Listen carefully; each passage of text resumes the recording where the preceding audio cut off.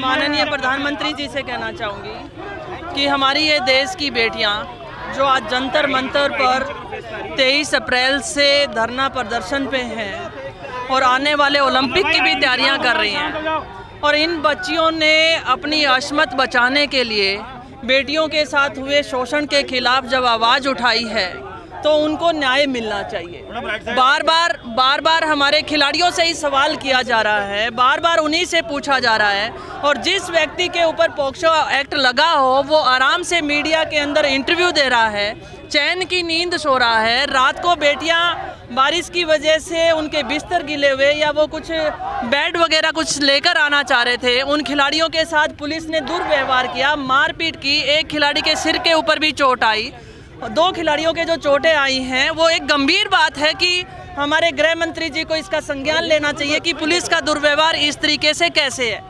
दूसरा, बार बार अपनी खिलाड़ियों के साथ जो अन्याय हो रहा है उन्हीं से सवाल किया जा रहा है। लोकतंत्र के अंदर मैं देश की जनता को कहना चाहूँगी कि जो चुप्पी है, अन्याय के खिलाफ जो चुप्पी हो जाती है तो देश गुलामी की तरफ बढ़ने लग जाता है। मैं इतना ज़रूर कहना चाहूँगी कि हमारे देश के संस्कार इतने कमज़ोर नहीं है कि इस देश की बेटी अपनी अस्मत को दांव पर लगाकर किसी राजनीतिक बहकावे में आए। बार बार मीडिया में ये बातें जो फैलाई जा रही हैं, ये वो बेटियां हैं जिसने अंतर्राष्ट्रीय स्तर पर हमारे देश का नाम रोशन किया है, पदक जीते। ओलंपिक जैसे बड़े खेलों के महाकुंभ में जिस खिलाड़ियों ने पदक जीते हों, आज वो सड़कों पर रो रही हैं, खून के आंसू रो रही हैं। राजस्थान में मैं यहाँ पर ये ज़रूर कहना चाहूँगी हमारी उन खिलाड़ियों को, हमारी बहनों को, कि राजस्थान का युवा और खिलाड़ी आपके साथ खड़ा है। न्याय की लड़ाई में अंतिम तक हम आपका साथ देंगे। और मैं ये ज़रूर कहना चाहूँगी हमारे युवाओं से, जब अब हमें बेटी और खेत को बचाने के लिए आगे आना होगा। अगर हम भगत सिंह को फॉलो करते हैं तो उसकी विचारधारा को फॉलो करना पड़ेगा, अन्याय के खिलाफ आवाज़ उठानी पड़ेगी। और मैं मीडिया के माध्यम से ये भी बताना चाहूँगी कि ब्रजभूषण शरण को तुरंत प्रभाव से गिरफ्तार हो जाना चाहिए था। पॉक्सो एक्ट एक बहुत बड़ा एक्ट है जिसके माध्यम से तुरंत गिरफ्तारी होनी चाहिए थी। आज खिलाड़ियों से बड़ा सांसद हो चुका है, तो ये बहुत शर्म की बात है। मैं यहाँ पर आपकी बात को दुरुस्त करना चाहूँगी। जब पहली बार जब प्रोटेस्ट किया गया था तो उस समय खिलाड़ियों ने बिल्कुल दूर रखा था, और ये खिलाड़ी बहुत अंतर्राष्ट्रीय स्तर पर गए हैं। ये खिलाड़ी, इनकी मानसिकता जो है बहुत बड़ी है, बहुत ऊंची सोच के रखने वाले हैं। मैंने पहले भी बताया कि हमारा देश का संस्कार ऐसा नहीं है कि कोई बेटी अस्मत दाव पे लगाकर किसी राजनीतिक बहकावे में आएगी। दूसरी बात, जब ये खिलाड़ियों ने खुद ने आह्वान किया और हम खुद चाहते थे कि एक बार कमेटी बनी, समय भी उनको लगभग 3 महीने का दिया गया, उसके बावजूद अगर इन बातों के ऊपर संज्ञान नहीं लिया गया है तो मुझे ये लगता है कि राजनीतिक पार्टियां रोटियां नहीं सेक रही हैं। इस देश के हर व्यक्ति को उसका मैं कहूँगी समर्थन देना चाहिए।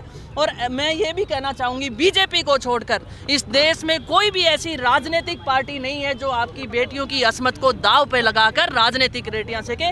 ये संकीर्ण मानसिकता के लोग हैं, वो इसका प्रोपेगेंडा बना रहे हैं और इस पर धरना प्रदर्शन को, इस प्रोटेस्ट को ख़त्म करना चाहते हैं। लेकिन मैं यही कहना चाहूँगी कि मैं अपनी बेटियों से निडर होकर आप लड़िए, हम पूरा हिंदुस्तान आपके साथ है।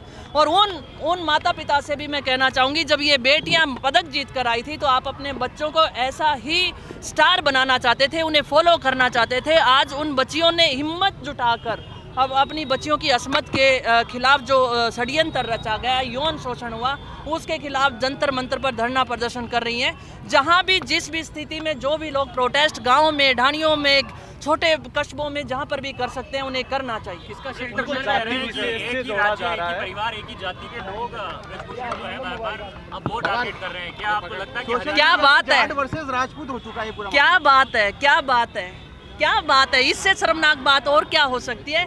जिस दिन हमारी बच्चियां मेडल जीत कर लेकर आई थी तो उस दिन वो हिंदुस्तान की बेटी थी, और जिस दिन वो अपनी बेटियों की अस्मत बचाने के लिए सड़कों के ऊपर है तो वो जाट है। ये शर्म की बात है कि हमारी खिलाड़ियों को जाति विशेष में बांटकर इस देश के खिलाड़ियों का अपमान किया जा रहा है। जिस दिन वो मेडल जीत कर आए थे, इस देश ने गर्व किया था, उस समय वो जाट नहीं थे, वो इस देश का खिलाड़ी था जिस दिन वो मेडल जीत कर आया था। और आज जब वो अन्याय के खिलाफ अपनी आवाज मजबूत कर रहा है तो उसे जाट का नाम दिया जा रहा है। इससे शर्म नहीं देना चाहते ये खिलाड़ी, ये कहते हैं कि बड़े खिलाड़ी बहुत सुंदर स्पष्टीकरण विनेश ने दिया था कि आज तक उसने कितनी बार स्किप किया और जो वो नहीं खेलने गई उसने कभी भी, और खिलाड़ी कमजोर नहीं होता है, ये भी मैं बताना चाहूँगी।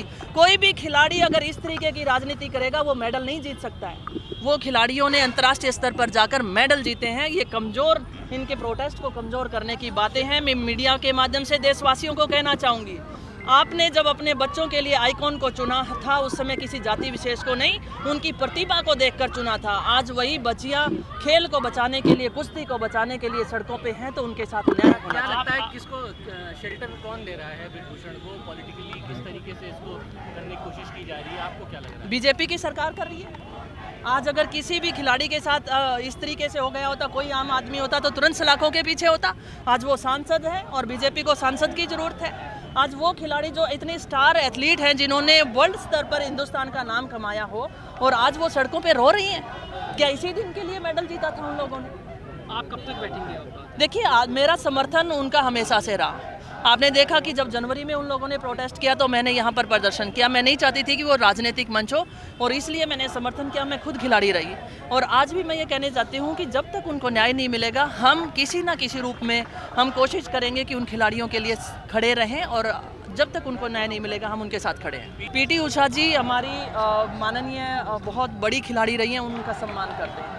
लेकिन मैं ये भी कहना चाहूँगी कि हमारे इन खिलाड़ियों ने भी समय दिया था, कमेटी बनी थी, लेकिन रिजल्ट कुछ नहीं आया। फिर इनका मानसिक प्रताड़ना से गुजरना पड़ रहा था, वो खेल की तैयारियां अच्छे से नहीं कर पा रहे थे, तो उन खिलाड़ियों को सड़कों पे आना पड़ा। और आप देख सकते हैं कि ओलंपिक, जो बच्चे ओलंपिक में मेडल जीते हैं और आने वाले ओलंपिक में मेडल जीतना चाहते हैं, सड़कों पे प्रैक्टिस कर रहे हैं, सड़कों पे सोने को मजबूर हैं, तो इससे शर्मनाक बात और क्या हो सकती है।